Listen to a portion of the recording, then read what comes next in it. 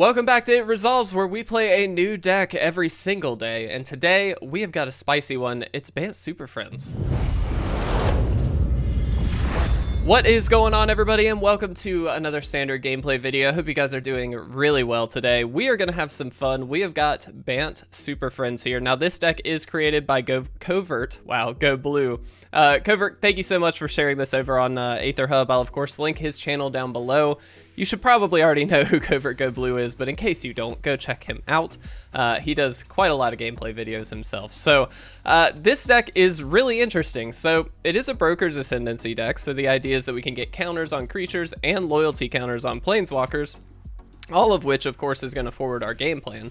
But we've got a slightly human sub-theme, which is kind of interesting. So we can tap humans to create mana, which is great because we've got a couple of things like Sunset Revelry and Wedding Announcement that can use that mana because they do create humans to ramp ourselves into a lot of these really big Planeswalkers, of which we have got a large assortment.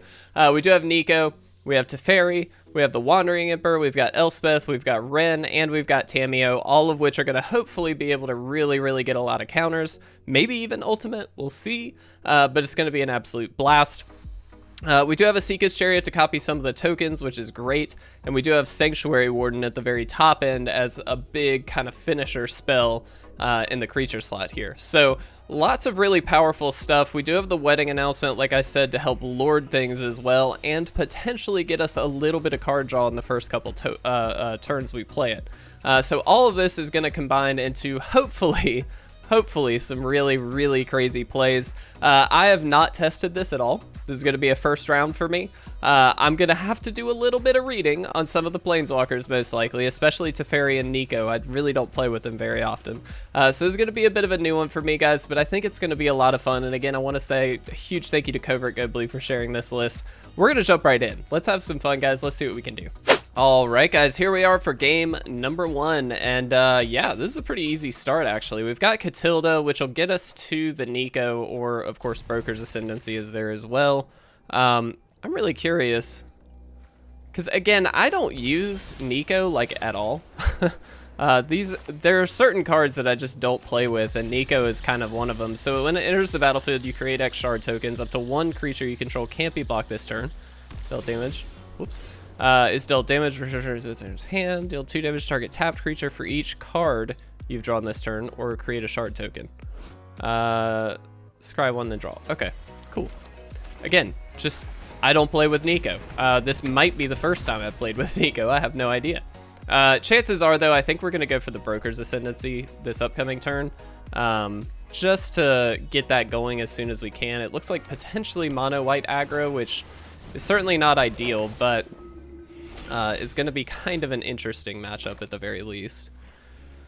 Okay, so if we drop that, we actually get the token. Yeah, so let's do this. This gives us the treasure token. We can actually play the Ascendancy then because of this, and this really starts to forward our game plan quite a bit now. Worth noting, though, the Prosperous Innkeeper is not a human, so it doesn't count as, you know, mana for us at all, but we can start to get Niko down this upcoming turn, which would be pretty sick. And we might start to, I mean, I don't know, but we might start to kind of outpace some of these other things, which will be kind of nice. I'm curious to see how this goes. Oh no, we played incorrectly. So we should have played the blue source here. Yeah, that would have given us second blue. Ah, messed up. Totally messed up, but that's okay. Happens. Not gonna get too upset about it. We can play it, I guess, off of this. So let's go for one here. That's kind of handy. And I think what we'll do is, since we've drawn a card this turn, deals 2 damage target tapped. Oh, tapped creature. Never mind. Never mind.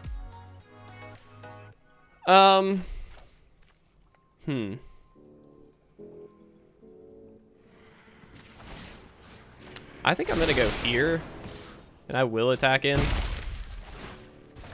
It does return to our hand, which is kind of annoying, but I think that's okay. Niko's probably going to want to take some of the hits here. I'm curious to see how this goes. This is really interesting. I kind of like the idea that the Prosperous Innkeeper comes back to our hand. Like, that seems really good. So we can block here. I don't think we want to. I think we can just let Niko go down. I don't really know. We're learning. This is a big, big learning experience for us. Let's do this first. Excuse me.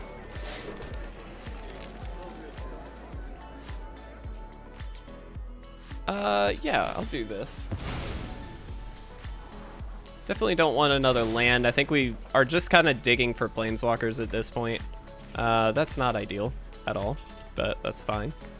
Let's attack with both. Chances are, I'm trying to think what they could have. Probably not much. Pretty easy attack in, and now we just get more counters. So good news, bad news here. Obviously, Voice of the Blessed is scary. But we are gaining a lot of +1/+1 counters as well, which is quite nice. The fact that this now has Vigilance is a bit frustrating.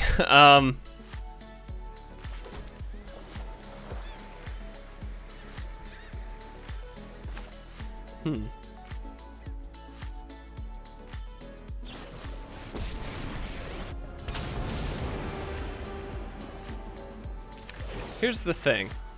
No. Is that the right play? I think we exile this. Here's the thing. The Wandering Emperor is gonna go down. There's like no way around it. So I feel like getting something off the field is at least semi-helpful. And they do, I'm assuming, have a Doom Scar. Like, I don't see why they wouldn't have, or how they couldn't have one. So this Wandering Emperor down, I assume. No, they just attack us. I guess they're not that worried about the Wandering Emperor. That's probably fair.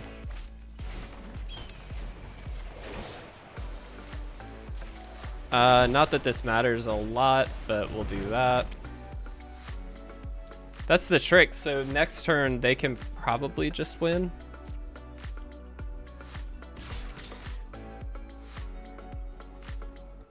I think we just do this, hoping to draw something. I'm trying to think what we could draw here, though. That's kind of the problem. Like, Sunset Revelry is something.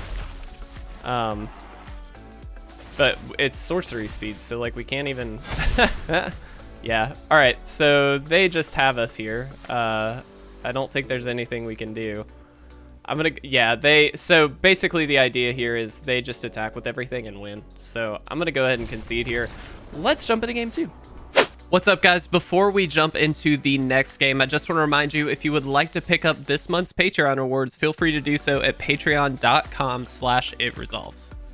All right, guys, here we are for game 2. The losing streak continues. Let's see what we can do. Do we like this hand? We've got the Ascendancy, which is nice. I don't know. We'll try it. I don't love it, but we can't really go with the Niko either. Maybe this was a bad keep. It's fine. Everything's fine. That actually helps. That's our second blue source, which does give us the Niko play, so that's pretty important. Anyway, guys, we're on a losing streak. If you haven't watched the last 2 videos and you enjoy watching me struggle for about 30 minutes, please feel free. I absolutely just lost a lot over the last couple videos, and, you know, it's okay. I think... you live and you learn, you know what I mean? So, it's fine. Everything's fine. Yeah. This is gonna be a tricky one. I don't think we can win this. Like, we don't... One thing I will note, this deck doesn't do a great job of dealing with the opposing things, if that makes sense.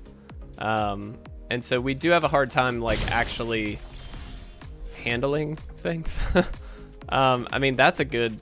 potential draw. I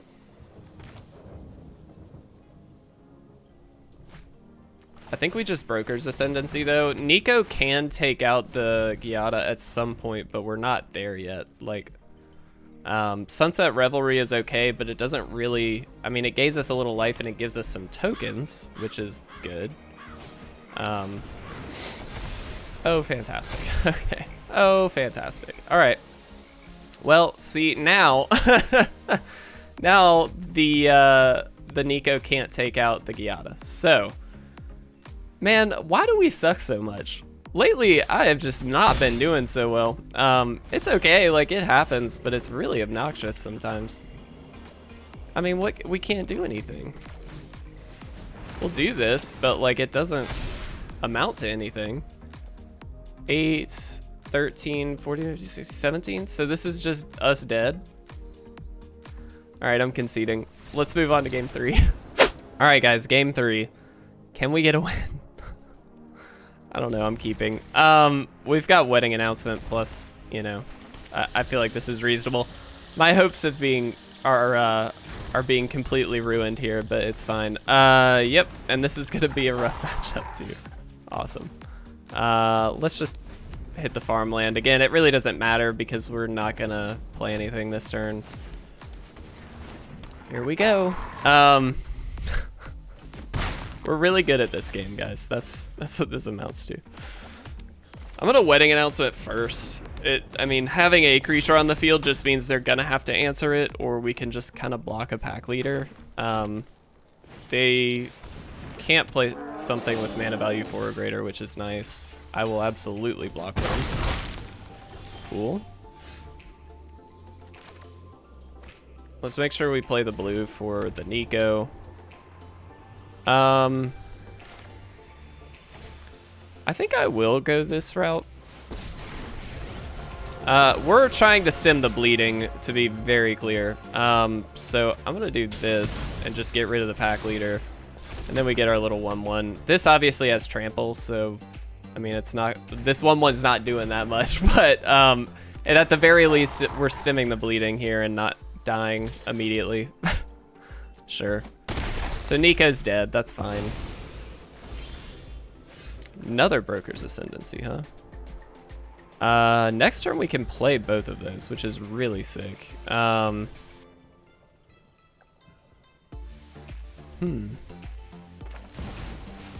just gonna go Elspeth. We're gonna do this. We're gonna go here, and we're gonna give it first strike. All right. I mean, this isn't like if we can keep Elspeth around, we are like doing pretty well. So I'm gonna try and keep Elspeth around, and we'll see if it works. We don't need to keep her at 6, we just need to keep her around. So that's important. Curious to see where they put this. Okay. We just flat out get to kill that, and then Elspeth takes some damage. That's fine. Hopefully, okay. That's fine. That's annoying, but not the end of the world.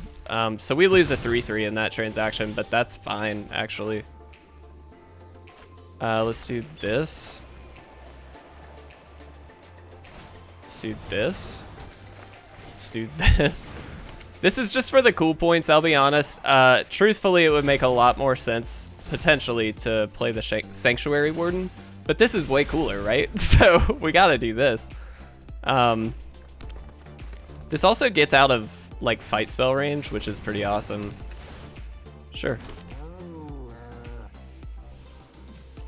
Please just let us like win one. Just one would be great. Yeah, I mean, we still get to kill whatever.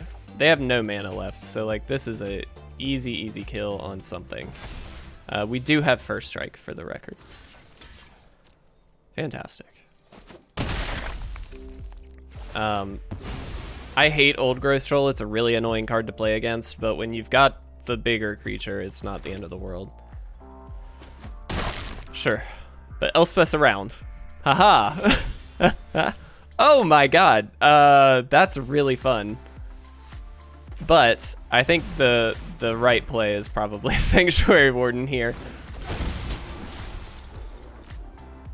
Do we want to get rid of a token to draw a card?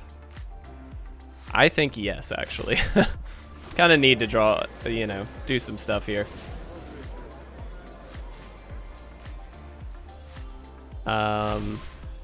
First strike. I'm still going first strike because it just does exactly what we need it to, and I'm not attacking yet. I'm not. We are not dying to something stupid. All right. This is kind of sick. Okay, this is what I was hoping for the last, I don't know how many games, but we're finally getting to do something, and that's all that matters. Now, honestly, if we lose this game, I don't give a crap. Like, we did the thing. Sure, fantastic. Great options. You did it. But I just I wanna do cool stuff. Oh, thank God. We did it. Part of me should say, here's the thing, the rational part of me is like, you should stop now. You've won a game. We're going for one more. Let's see if we can get another win. All right, guys. Let's see if we can do this. I believe in us. And yeah, I will keep this. This isn't actually too bad. So between Katilda and the humans on the wedding announcement, we might actually be able to ramp into Wrenn here. Worth noting, though, it's very easy for Katilda to just die. So that's definitely a possibility, but in that scenario, we still get to play the wedding announcement, which is great. So I will take it. Let's do this. Let's do this. Suppose we could have played the Teferi, but I don't think I want to. I think I'd rather get the wedding announcement down, honestly. Okay, zombies. So this is going to be an annoying matchup for sure. We do need blue, double blue, so let's go this route. Let's do this. Let's do this. All right. So good news, bad news. We're gonna keep flooding the board a little bit, which is great, especially against, this isn't zombies, I'm sorry. This is the death trigger crap, but we do have some really good stuff going on here. So, we'll see what happens here. Hold on one second. I have to text my wife that I'm recording. Hold on one second.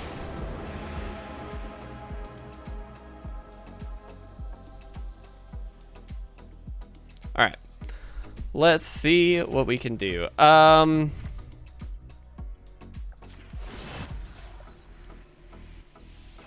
I think we just want to plus up. I guess I should have thought about that, but no, I think we do. Let's tap you. I kind of don't like that. All right. Let's do this. I will attack with the 5/5, and we'll see what happens. All right. So now we have basically as much mana as we need, plus we've got 2/2s now. That feels good. All right. I'm feeling okay. Okay isn't great. They could very easily just have a sweeper, but I feel okay.